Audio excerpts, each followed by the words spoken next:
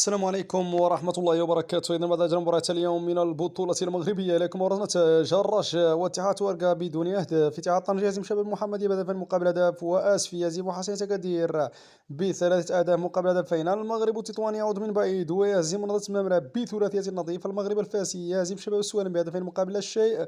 الفتح الرباطي يهزم الدفاع الجديد بخماسية، وبركان يكرم ضيافة نادي مكناسي برباعية نظيفة. إذا بركان صاحب اللقب طبعا ب 64 نقطة، الجيش الملكي ثانيا ب 51 نقطة، الوداد ثالثا 48 نقطة، ثم الفتح الرباطي رابعا ب 47 نقطة. الصراع من أجل تشامبيونز ليج بين الوداد والفار.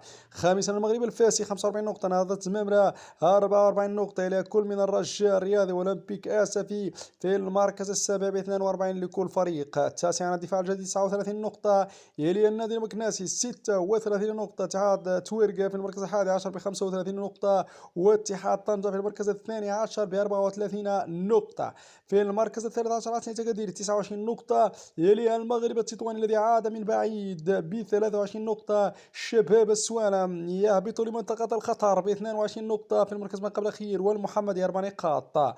هداف البطولة بالتساوي كل من يوسف الفحلي، أنس المهراوي، محمد رايحي ب10 أهداف لكل لاعب، يليهما حمزة الدرعي ب9 أهداف.